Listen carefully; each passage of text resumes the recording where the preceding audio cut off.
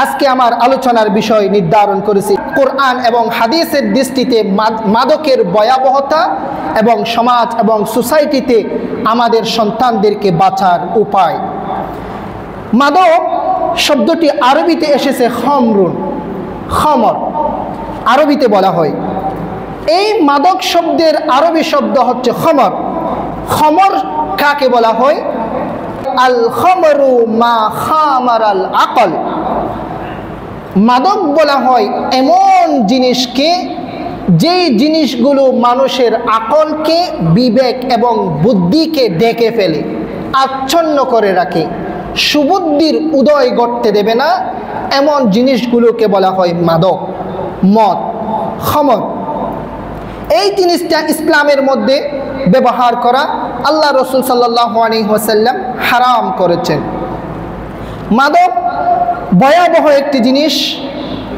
ভয়াবহ একটা সমাজ, একটা জাতি, একটা সোসাইটি যদি এই মাদকের সাথে যদি লিপ্ত হয়ে যায়, সুস্থ সবল স্বাধীন রাষ্ট্র হওয়া সত্ত্বেও এই এলাকার, এই সমাজ, সোসাইটির, এই রাষ্ট্রের সমস্ত চালিকা শক্তি যেটা আছে সেটা ধ্বংস হয়ে যাবে মাদকের কারণে।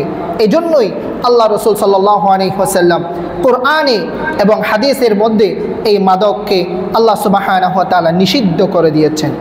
সম্মানিত ভাইয়েরা, আল্লাহ সুবহানাহু ওয়া তাআলা একই সাথে মাদককে নিষিদ্ধ করে নাই। প্রথমে আল্লাহ সুবহানাহু ওয়া তাআলা মাদককে নিষেধ করেছেন সূরা বাকারার 219 নম্বর আয়াত দিয়ে।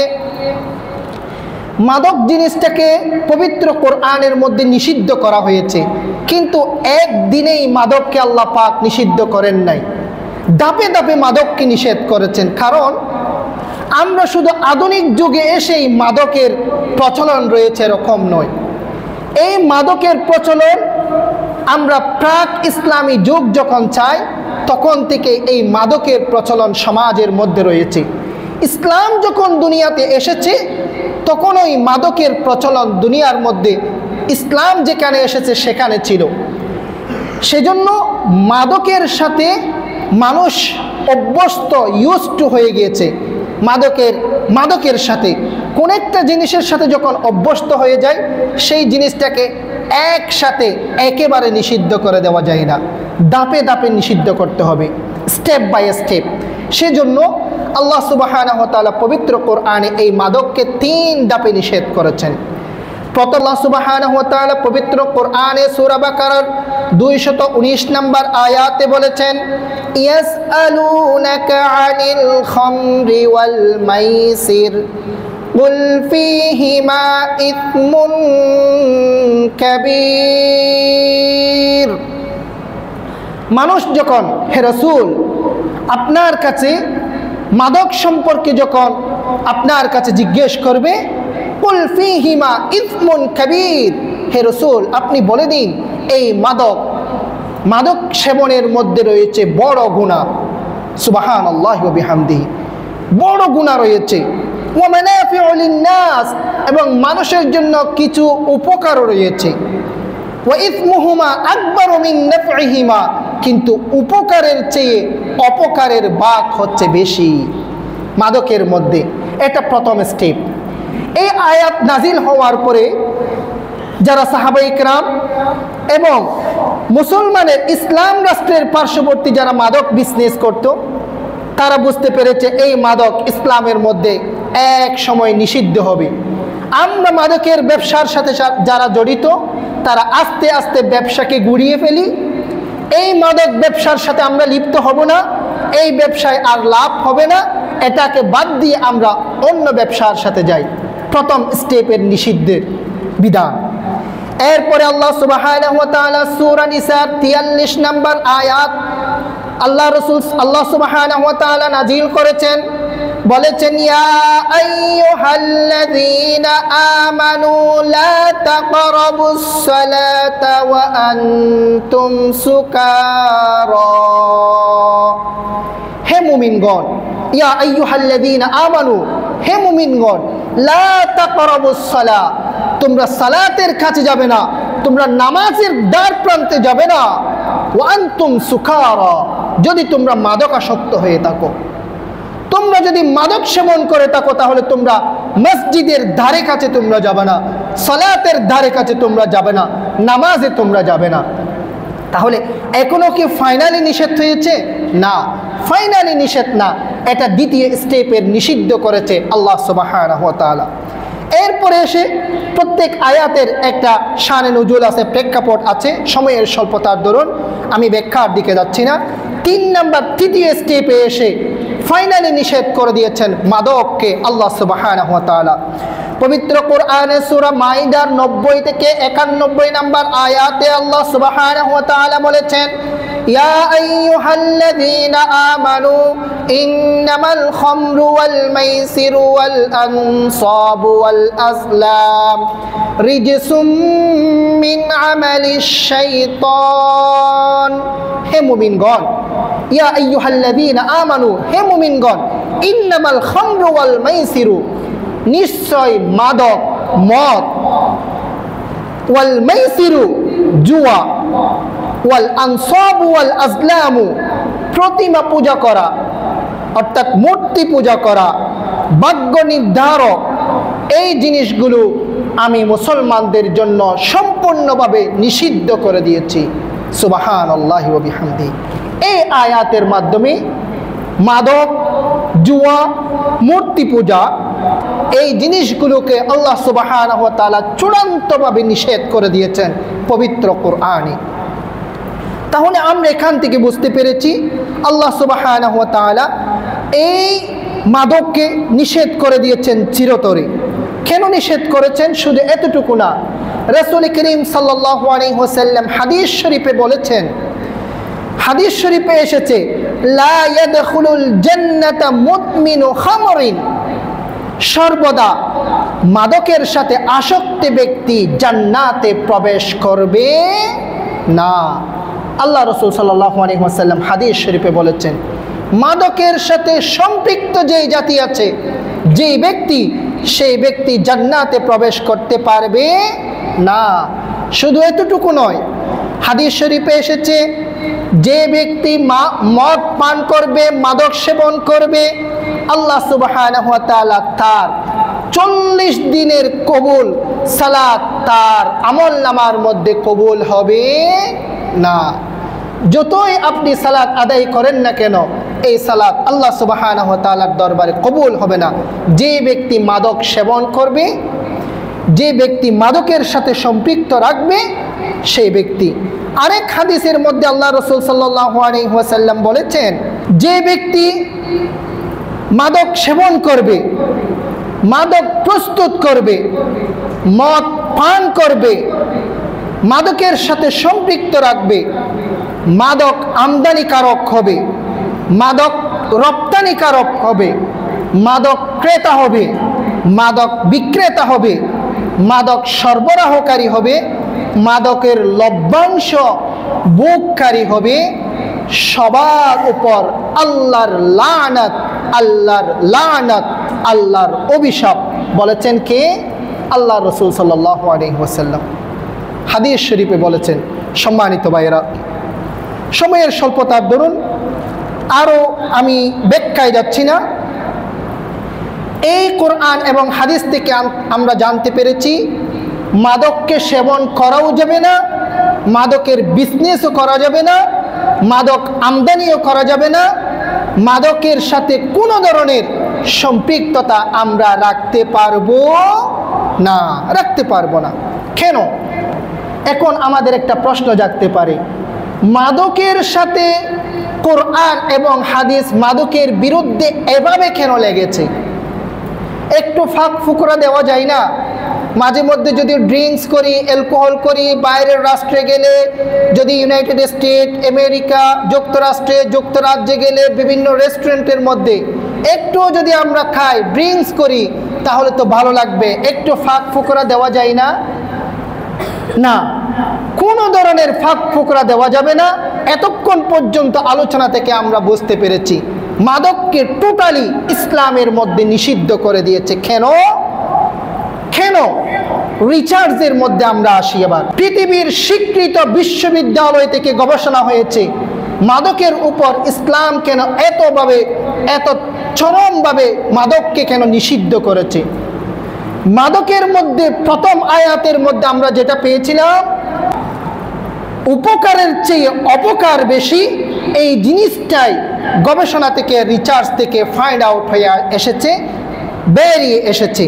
এক নাম্বার কি কি ক্ষতি হতে পারে? এক নাম্বারে, সময়ের স্বল্পতার দরুন সবগুলো বলবো না, এক নাম্বারে মাদকের আত্মিক ক্ষতি।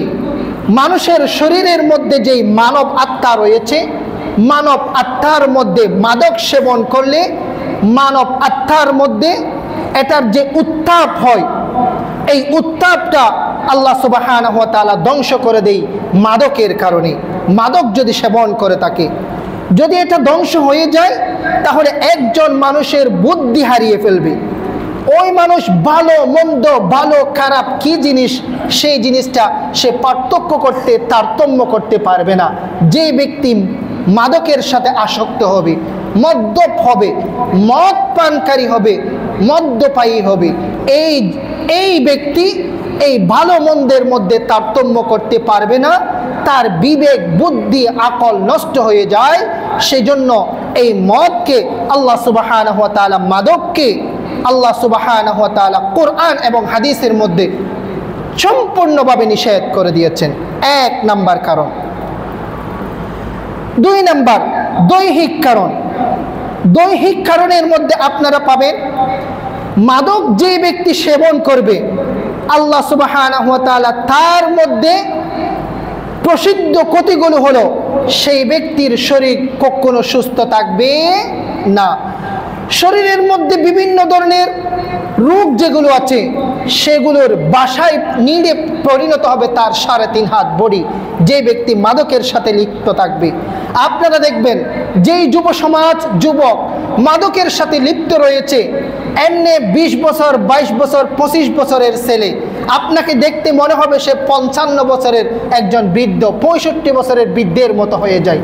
তার শরীরটা ফিটনেস থাকে না। এরকম মদ সেবনকারী যারা আছে, আপনারা দেখবেন সেরকমই হয়ে যায়। এটাই হচ্ছে মাদকের কুফল। এবং গবেষণার মধ্যে এসেছে, আমাদের বাংলাদেশের মধ্যে যেই মদগুলো, মাদক যেগুলো প্রচলন রয়েছে, মদ, সুলাইমদ, গাঁজা, ইয়াবা, ফেন্সিডিল, আবার মদের মধ্যে বিভিন্ন ধরনের প্রায় মাদক নিয়ন্ত্রণ অধিদপ্তরের রিপোর্ট অনুযায়ী প্রায় 24 প্রকারের মাদক আমাদের বাংলাদেশের মধ্যে প্রচলন রয়েছে।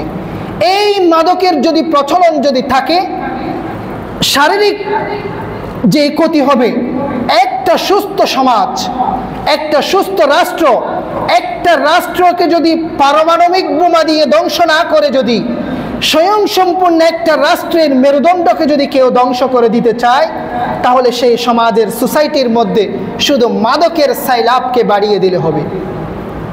আমাদের চতুর্পাশে যেই রাষ্ট্রগুলো আছে, তারা চায় না, এখানে আমাদের পূর্ব পাশে রয়েছে মায়ানমার, আবার উত্তর পাশে রয়েছে ভারত।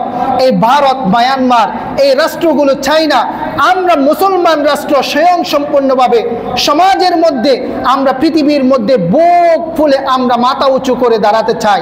সেই জিনিসটা কেউ চায় না। সেজন্য ভাইয়েরা, তারা চায় যুদ্ধের মাধ্যমে নয়, বিবেক দিয়ে, বুদ্ধি দিয়ে আমাদের যুব সমাজকে ধ্বংস করে দেওয়ার জন্য। আমাদের যুব সমাজ যাতে ধ্বংস হয়ে যায়, যদি যুব সমাজ ধ্বংস হয়ে যায়, তাহলে আমাদের মধ্যে একজন পরমাণু বিজ্ঞানী আবির্ভাব হবে না, সায়েন্টিস্ট আবির্ভাব হবে না, আমাদের মধ্যে একজন ডাক্তার, ভালো মানের ডাক্তার, ইঞ্জিনিয়ার, গবেষক, রিসার্চার আমাদের মধ্যে আবির্ভাব হবে না। আমাদের যুব সমাজকে ধ্বংস করে দেওয়ার জন্য আমাদের পূর্ব পাশ থেকে, দক্ষিণ পাশ থেকে আমাদের মধ্যে মাদকের সাইলাব করে দেয় ইয়াবার মাধ্যমে। সম্মানিত ভাইয়েরা, আপনারা দেখবেন প্রত্যেক দিন এমন কোনো দিন নাই আপনি দৈনিক পত্রিকায়, সোশ্যাল মিডিয়ায়, আপনি প্রিন্ট মিডিয়ার মধ্যে, ইলেকট্রিক মিডিয়ার মধ্যে আপনি নিউজ পাবেন না এত লক্ষ ইয়াবা পিস ধরা পড়েছে। কোথায় থেকে আসছে? কোথায় থেকে আসছে? আমাদের পার্শ্ববর্তী রাষ্ট্র মায়ানমার থেকে আমাদের যুব সমাজকে ধ্বংস করে দেওয়ার জন্য আমাদের বাংলাদেশের মধ্যে ঢুকিয়ে দেওয়া হয়। সম্মানিত ভাইয়েরা, আমাদেরকে সচেতন হতে হবে। আমাদের পার্শ্ববর্তী আরেকটা রাষ্ট্র আছে, যেই রাষ্ট্র থেকে আমাদের বাংলাদেশে নিউজ হয়েছে, আমরা নিউজ চোখে আমি নিজে পড়েছি, যে ভারত থেকে লাশবাহী ফ্রিজ আপ একটি গাড়ি, লাশবাহী গাড়ি এই ভারত থেকে বাংলাদেশে এসেছে। 3টা গেট দিয়ে কাপড়ের কাপড় মোড়ানো 3টা লাশ আছে ফ্রিজার গাড়িতে। আসছে কোথায়? বাংলাদেশে। বাংলাদেশে এসে এই ফ্রিজ থেকে যখন লাশগুলো বের করে চেক করলো, 3টা এই গিটগুলো যখন খুলছে, সবগুলো, এখানে কোনো মানুষের মরদেহ নাই। এই 3টা লাশ হচ্ছে ফেন্সিডিলের 3টা লাশ আমাদের বাংলাদেশের মধ্যে ঢুকেছে। নাউযুবিল্লাহি মিন যালিক। এই ঘটনা আমাদের বাংলাদেশে ঘটছে। এখান থেকেই তো আমাদের শিক্ষা। আমাদের যুবক সমাজকে জীবন্ত লাশ করার জন্য আমাদের পার্শ্ববর্তী রাষ্ট্র থেকে আমাদের জন্য গিফট পাঠায়। কিসের লাশ আমাদের জন্য পাঠায়? ফেন্সিডিলের লাশ। আর আমাদের যুব সমাজ সেগুলো ভালোভাবে টাকা দিয়ে কিনে আমরা সবাই মাদকসেবী হয়ে যাচ্ছি, কিন্তু পার্শ্ববর্তী রাষ্ট্র তারা পরমাণু বিজ্ঞানী হয়ে যাচ্ছে। আল্লাহ পাক আমাদেরকে বোঝার তৌফিক দান করুন, বলি আমিন। আমাদের শরীরের মধ্যে 1 নম্বরে যদি মাদক সেবন করে থাকে, এই শরীরের মধ্যে সবচেয়ে বেশি ঝুঁকি, রিচার্ড যার গবেষকরা বিজ্ঞানীরা বলেছেন, সেই ঝুঁকি হচ্ছে ক্যান্সারের ঝুঁকি। আমরা যে সিগারেট খাই, আমরা অনেকেই সিগারেট খাই, এমনি খুবই ভালো সিগারেট খাই। সিগারেট কোম্পানিও সেখানে লিখে দিয়েছে সিগারেট খেলে কি হবে, এটা খেলে আপনার ফুসফুসে ক্যান্সার হতে পারে। এটা পড়ার পরেও আমরা সিগারেট খাই। নিঃসন্দেহে গবেষণা বলেছে, যেই ব্যক্তি সিগারেট খাবে তার এই গলার মধ্যে ওরাল ক্যান্সারে আক্রান্ত হওয়ার সম্ভাবনা অনেক বেশি রয়েছে, অনেক ঝুঁকি রয়েছে। সম্মানিত মুসল্লি ভাইয়েরা, নিজের টাকা দিয়ে, নিজের অর্থ দিয়ে, নিজের ঘাম জড়ানো সম্পদ দিয়ে আমরা নিজেই সেই ক্যান্সার আমরা কিনে নিচ্ছি। আল্লাহ পাক আমাদেরকে সচেতন হওয়ার তৌফিক দান করুন, বলি আমিন। আরো জোরে বলি আমিন।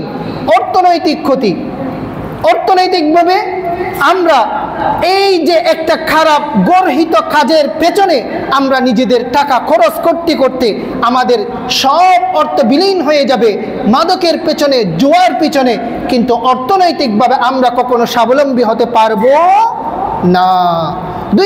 4 নম্বরের ক্ষতি হচ্ছে ধর্মীয় ক্ষতি। ধর্মীয় ক্ষতি কি হবে?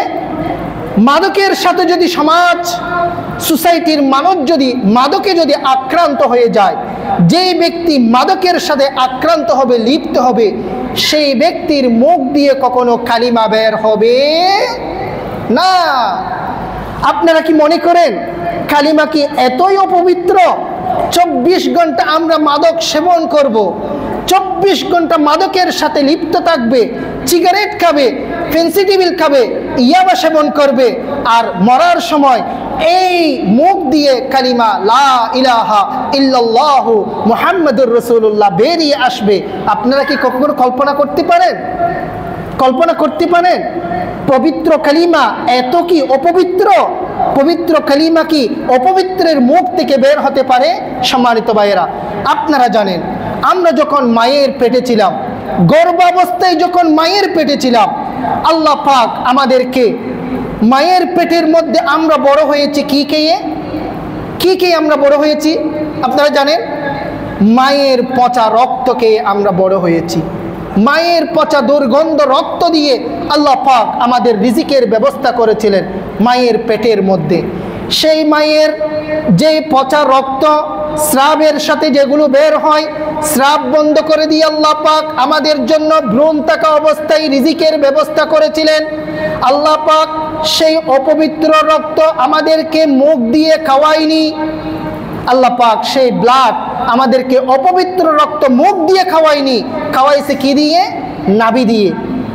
আমাদের নাভির সাথে, মায়ের জরায়ুর সাথে কানেক্ট করে দিয়ে আল্লাহ পাক আমাদের রিজিকের ব্যবস্থা করেছিলেন। কেন? হোয়াই? পৃথিবীর বুকে আসার সাথে সাথে আমরা মুখ দিয়ে দুধ পান করেছি, কিন্তু আল্লাহ পাক মায়ের পেটে কেন আমাদেরকে মুখ দিয়ে খাওয়ায়নি? আল্লাহ পাক কেন খাওয়ায়নি? কেন? এই মুখ দিয়ে আমরা জিকির করব কার? আরো জোরে বলেন কার? লা ইলাহা লা ইলাহা, লা ইলাহা,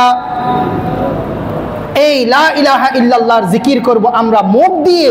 সেই মুখ হচ্ছে পবিত্র, যেই মুখ দিয়ে আল্লাহর জিকির করব, যেই মুখ হবে পবিত্র, সেই পবিত্র মুখ দিয়ে আল্লাহর নাম উচ্চারিত হবে।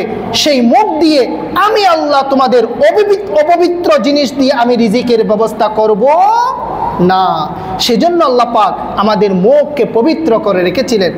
যদি আল্লাহ পাক মায়ের পেটের মধ্যে আমাদেরকে পবিত্র রাখে, দুনিয়ার মধ্যে এসে হারাম জিনিস ভক্ষণ করে খেয়ে আবার মুখ থেকে কালিমা বের হয়ে দুনিয়া থেকে কালিমা পড়ে পড়ে বিদায় নেব, সেই আমরা আশা প্রত্যাশা কখনো রাখতে পারি না। সম্মানিত ভাইয়েরা, আরও অনেক ক্ষতি রয়েছে, সময়ের স্বল্পতার দরুন আমরা ব্যাখ্যার দিকে যাচ্ছি না। আমাদেরকে এই মাদক থেকে যদি আমাদের সমাজকে, সোসাইটিকে যদি আমরা যদি বিরত রাখতে চাই, আমাদেরকে কয়েকটা জিনিস আমাদেরকে করতে হবে। যদি করতে না পারি, আমাদের ভবিষ্যৎ ফিউচার যে প্রজন্ম জেনারেশন দুনিয়ার মধ্যে আসছে, সেই জেনারেশনকে আমরা একটা আদর্শ জেনারেশন দুনিয়ার মধ্যে রেখে যেতে পারবো না। আমার আপনার ছেলে কখনো ডাক্তার হবে না, কখনো ইঞ্জিনিয়ার হবে না, বড় ধরনের researcher, MA pass, masters degree pass আমার আপনার ঘর থেকে বের হবে না। সেজন্য ভাইয়েরা, আমাদেরকে সচেতন হতে হবে। আমরা ভালো, আমরা বাবারা ভালো, আমার সন্তান কার সাথে মিশছে, সমাজে কার সাথে, কোন ছেলেদের সাথে কিভাবে মিশছে, বিশ্ববিদ্যালয়ে যাচ্ছে ছাত্ররা কাদের সাথে মিশছে, সেগুলো আমাদেরকে সচেতন থাকতে হবে। আমাদেরকে ফার্স্ট অফ অল সচেতন হতে হবে। শুধু বিশ্ববিদ্যালয়ে পড়াশোনা করে, মেডিকেলে পড়াশোনা করে ভালো হয়ে গেছে এরকম নয়। আমরা নিজ চোখে আমরা নিজেরাই দেখেছি, বিশ্ববিদ্যালয়ের ক্যাম্পাসে দাঁড়িয়ে দাঁড়িয়ে তারা মাদক সেবন করে।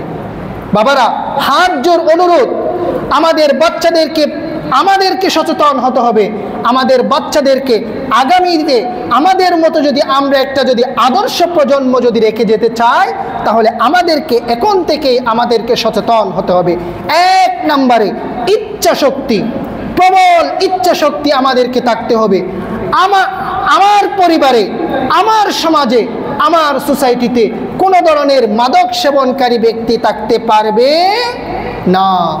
আদর্শ সমাজ গঠন করতে চাইলে মাদক মুক্ত সমাজ আমাদেরকে উপহার দিতে হবে। আল্লাহ পাক আমাদেরকে আমল করার তৌফিক দান করুন বলে আমিন। 2 নম্বরে, আমরা মাদককে যদি আমরা প্রতিরোধ করতে চাই, প্রতিকার করতে চাই, ইসলামের শিক্ষাকে আমাদের প্রতি সমাজে, প্রতিটি ঘরে ঘরে, সোসাইটিতে আমাদেরকে ইসলামের শিক্ষা আমাদেরকে প্রচলন করতে হবে।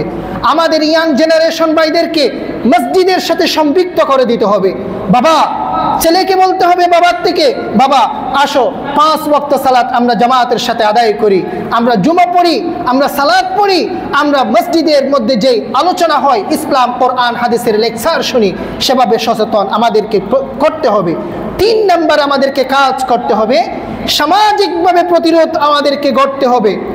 আমরা মসজিদ থেকে যেই মেসেজ যাচ্ছে, আমাদের সমাজের মধ্যে যারা নেতৃত্বে স্থানীয়, সমাজের মধ্যে যারা আছে, দায়িত্বশীল ব্যক্তি যারা আছে, সবাইকে ঐক্যবদ্ধ হয়ে মাদকের প্রতিরোধের জন্য, মাদকবিহীন, মাদক মুক্ত সমাজ গঠন করার জন্য তাদেরকে ভূমিকায় এগিয়ে আসতে হবে। এবং 4 নম্বরে, মাদক মুক্ত এলাকা হিসেবে স্কুল, কলেজ, বিশ্ববিদ্যালয়, হাসপাতাল, অফিস, আদালত যা আছে সবগুলোতে সচেতনতা বোধ আমাদেরকে তৈরি করতে হবে। আল্লাহ পাক আমাদেরকে এই আমলগুলো করার তৌফিক দান করুন বলে আমিন। ওমা তৌফিকি ইল্লা বিল্লাহ, আলাইহি তাওয়াক্কালতু ওয়া ইলাইহি উনীব। আসসালামু আলাইকুম ওয়া রাহমাতুল্লাহি তাআলা।